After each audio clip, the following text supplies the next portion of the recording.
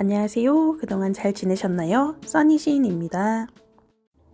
제가 지난 몇 주간 너무 바빠서 전시 리뷰를 많이 못했네요. 이번에는 피카소 전시로 돌아왔습니다.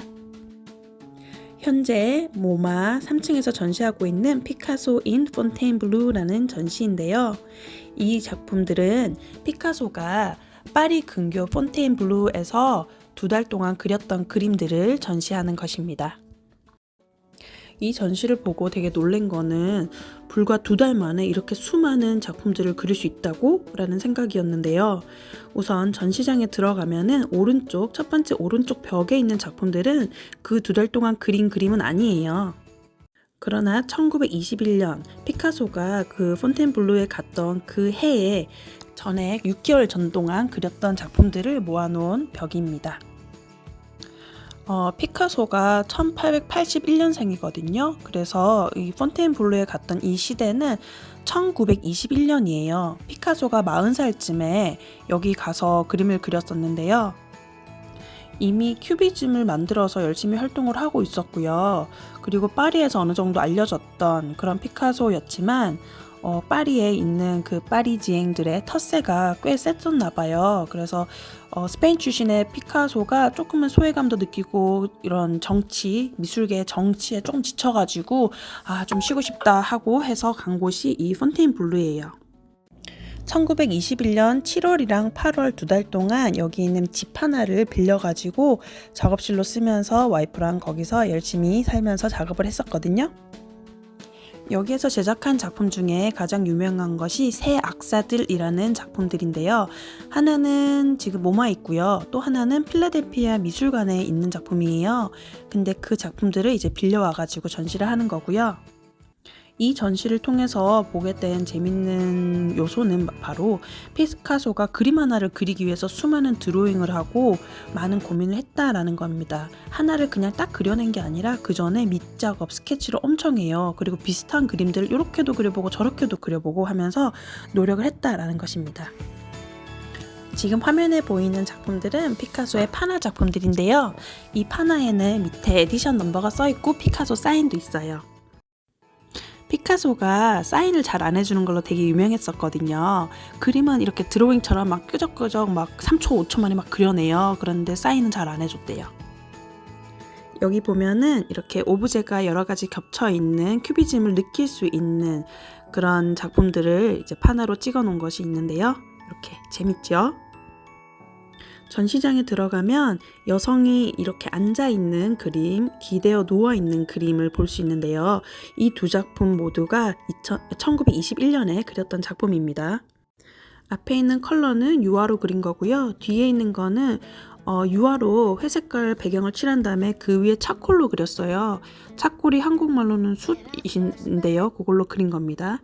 그리고 지금 사진에 보이는 그 화면에 보이는 이 작품은 드로잉들이고, 자, 여기가 중요해요.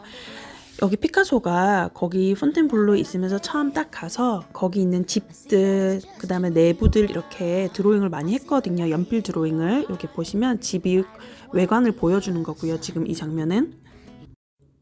그리고 이 집에 있는 내부 그림도 그리고 있거든요.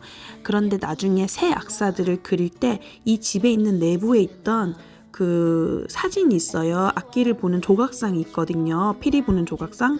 그거가 그 새 악사들 이미지에 나와요. 그래서 모든 것에 영감을 받았다라는 게 되게 특징적이고요.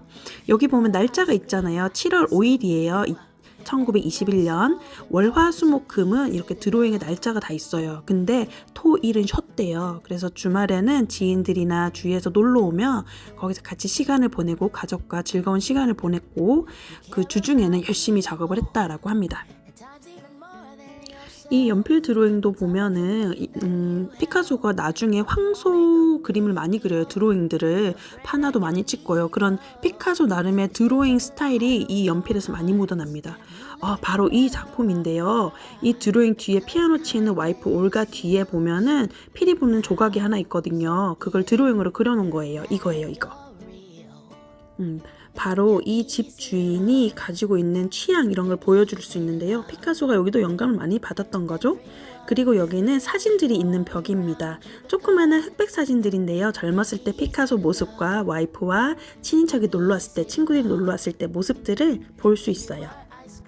피카소는 여러분도 아시다시피 스페인 작가이고요. 키가 그렇게 크지 않아요. 5'4니까 163 정도 되는 키인데요. 피카소의 키와 그가 그렸던 그림 사이즈, 그리고 거기 사진에서 증거로 보여주는 천정 사이즈, 스튜디오 사이즈를 가늠을 해서 이번 전시에서는 그 스튜디오를 재현을 해서 보여줬다는 게 굉장히 의미 있다라고 할 수 있습니다. 자, 그리고 여기 전시에 보면은 전시장 왼쪽 벽에 보면은 이렇게 서류를 잘 정리를 해놨는데요. 이 서류가 되게 중요해요. 맨 처음에 보이는 왼쪽에 보이는 사진은 피카소가 이 지역에 가기 전에 한 6년 전에 지인한테 썼던 엽서거든요. 이 지역이 사진이 찍힌. 그런데 이걸로 우리가 피카소 6년 전에도 여기 갔었다라고 추측을 해볼 수는 있지만 확실하진 않다. 그때 그냥 엽서를 구해서 썼을 수도 있다라는 거고요. 그리고 이거는 계약서래요. 2달 동안 이 집을 사용하겠다라는 계약서를 쓴 그런 월세 계약서 이런 것도 있고요. 그 다음에 장 꼬투르는 이 사람이 자기 큰 컬렉터예요. 그래서 컬렉터가 피카소 잘 지내니? 이 그림에서 영감을 받아보는 건 어때? 이러면서 사진도 보여주고요. 그런 엽서가 있어요. 그리고 여기가 옛날에 왕족이 살았던, 왕실이 있었던 곳이라고 하네요. 그래서 거기에 있는 내부에 있는 그림을 보고 영감을 많이 받아서 그림을 그리기도 했어요. 바로 이 화면에 보이는 것이 피카소가 실제로 거주했던 그 집이라고 합니다. 첫 번째 룸을 지나서 두 번째 룸으로 가기 전에는 이렇게 조그만한 지나가는 통로 같은 것이 있는데요. 이 통로가 바로 피카소가 작업했던 작업실 사이즈랑 거의 일치한다고 하네요. 이거는 전시 공간을 디자인하시는 분이 낸 아이디어라고 하네요. 큐레이터들도 여러 사람하고 이렇게 교감을 하면서 공간을 이용해서 작품을 설치를 하는데요. 이런 디스플레이 하시는 분들도 이렇게 영향을 줄 수 있다, 전시에 라는 것을 알게 되었습니다.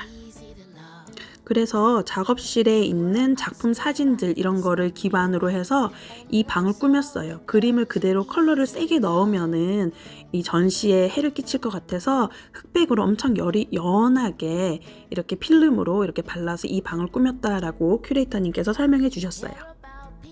자, 그리고 두 번째 방에 오면요. 이렇게 이 집 화면에 보이는 벽을 따라서 보면요. 다 비슷한 그림들이에요. 여자들이 이렇게 물을 기르는 모습, 앉아서 이야기하는 모습 이런 거를 그림으로 그렸는데요. 이거 모두가 연습 스케치예요. 자그마한 그림도 있고 큰 그림도 있는데 이 모든 그림들은 이렇게 큰 작품들을 하기 위해서 스케치로 했던 것입니다. 네, 이번 전시의 하이라이트죠. 바로 이 네 작품인데요. 바로 봄의 새 여인이라는 작품이랑 새 악사들이라는 작품들입니다. 새 여인들을 그리기 위해서 손의 제스처라든지 얼굴의 모습들 이런 거를 드로잉을 되게 많이 해요. 사막지대에서 여자들이 앉아있는 것처럼 그리기도 하고요. 실내인지 실외인지 구분이 안 되는 모습에서 그리기도 하고요. 하지만 결국에 완성된 그림을 보면 여기가 실외일까 실내일까 잘 모르겠어요. 저는 개인적으로 피카소 이 작품들을 전시를 보면서 느꼈던 것은 정말 다작한다 라는 생각이었어요. 만약에 주말 이틀을 빼고 5일만 일을 한다고 해도 40일 동안 그림을 지금 몇십 개를 그린 거잖아요. 엄청난 양이거든요. 심지어 조그마한 창고를 작업실로 썼기 때문에 큰 그림 그렇게 3개를 걸어놓고 벽에다 놨을 때는 작은 그림들을 놓을 데가 없었어요. 근데 다닥다닥 붙여가면서 작품을 했던 거예요. 새 여인들, 봄의 새 여인들 작품이랑 새 악사들 이건 모두가 1921년에 제작된 거고요. 하나하나 제작을 순서에 맞춰서 한 게 아니잖아요. 물감이 마르기 전에 저기서도 좀 그리다가 얘가 마르면 저기서 좀 그리다가 이렇게 돌아가면서 그리기 때문에 동시다발적으로 이 그림들을 제작을 했다라고 합니다. 이미 이쯤 되면은 피카소가 큐비즘으로 크게 자리를 잡고 이거를 거의 완성시켰던 시기잖아요. 그래서 피카소의 큐비즘의 정점을 찍는다, 입체주의 정점을 찍는다라고 하는 마음으로 그림을 그렸는지 몰라도 아주 사이즈가 큽니다. 자기 키보다 훨씬 크지만 손이 닿을 수 있는, 쭉 뻗으면 닿을 수 있는 2m 정도 넘는, 2m 조금 넘는 그림들이죠. 그리고 이번 전시를 통해서 보았던 모든 작품들의 여성들이나 인물들이 굉장히 통통해요. 저는 개인적으로 이 작품들을 봤을 때, 피카소가 다음 시리즈를 새로운 거 뭔가를 하려고 지금 연구를 많이 하고 있구나. 어쩌면 조각으로 넘어가기 위해서 조각을 만들기 쉬운 이미지로 그림을 그리고 있지 않았을까라는 생각을 해보았습니다. 전시장 조명 때문에 그림을 다 이렇게 잘 사진을 찍기가 조금 어려웠어요. 그러나 제가 재밌게 봤던 부분은요, 바로 이 새 악사들, 지금 모마에 소장된 이 작품을 보면요, 뒤에 보면은 키스에링 작품 강아지 있잖아요. 그게 숨어 있는 것 같아요. 키스에링은 한참 후반에 나온 작가잖아요. 그래서 피카소한테 영향을 받았나? 라는 생각이 들었었어요. 이걸 보고. 그리고 밑에 늑대 같은 게 이렇게 누워 있는데요. 밑에 깔려 있어요. 이게 카페트처럼 깔려 있는 건데 이게 개인지 아니면 카페트인지 몰라도 굉장히 만화처럼 재밌게 표현이 되어 있더라고요. 또한 악사들을 보면은 손이 다 까망색이에요. 진한 갈색이고요. 이 사람들 손이 되게 조그만해요. 이 당시에는 이 악사들이 대부분이 피부가 검은 사람들이 많았다고 하네요. 그래서 이 까만 손을 잘 표현을 했고요. 악기를 다루는 모습 이런 것이 굉장히 재밌게 표현이 되었습니다. 여러분, 피카소랑 르누아르랑 잘 아는 사이였던 거 아시나요? 그래서 영향을 받아서인지 이런 부드러운 그림도 그렸었습니다. 그리고 피카소 작품의 가장 중요한 재밌는 작품이 바로 이 작품인데요. 자신이 그렸던 작품 스타일을 한 화면 내에 다 모두 넣어서 그렸던 작품입니다. 이것뿐만이 아니라 또 전시장 한쪽 벽은 여성의 얼굴을 연구하는 거를 이렇게 그림으로 그려서 쫙 전시를 했었어요. 그리고 콜라주 작업처럼 보이는 이 그림들도 전시를 하고 있습니다. 피카소는 자기 컬렉터한테 사진을 하나 보내요. 스튜디오에서 나 이렇게 작업하고 있어. 이 사진을 보냈는데요. 이걸 보고 이걸 기준으로 삼고 전시의 기본 모티브로 해서 방도 이렇게 꾸미고 이때 그렸던 그림들을 쫙 전시를 하고 있어요. 여기 보면 여자 눈빛이 이렇게 반짝이는 거 있잖아요. 이런 연구를 하면서 똑같은 눈이어도 어떤 거는 눈빛이 반짝이지 않고 어떤 건 음영이 조금 약하고 이런 식으로 연구를 많이 했더라고요. 또 여기 전시에서 작품을 보면 또 특이한 게 피카소가 사인 밑에다가 그 지역을 잘 쓰지 않거든요. 근데 여기는 폰텐블루라고 이름을 써놨어요. 그래서 되게 재밌게 생각을 했습니다. 네, 피카소 전시를 보고 나면은 이제 2층으로 내려오면 샵들이 있는데 거기에 이제 피카소 책이 있더라고요. 카탈로그 있더라고요. 너무 귀여워서 사진을 찍었습니다. 그리고 모마 스토어는 워낙 유명한 거 아시죠? 모마 1층, 지하 1층에도 있고요. 길 건너편에도 있고요. 그 다음에 모마 스토어는 2층에도 있고요. 소호에도 있고요. 어디든 있으니까 재밌는 이런 오브제들, 물건들 많으니까 항상 구경하시면 좋을 것 같아요. 얼마 전에 저희 시어머니가 미국에 오셨다 가셨는데요. 어머니한테는 에코백 까만 색깔 사드렸는데 너무 좋아하시더라고요. 예쁘잖아요. 디자인도 좋고. 그래서 여러분들도 여기 와서 실용적이고 예쁜 거 뭐 하나 잘 건져가시면 좋겠습니다. 저는 미술관에 조금 일찍 가가지고 초콜릿 크루아상이랑 커피 먹는 거를 굉장히 좋아하는데요.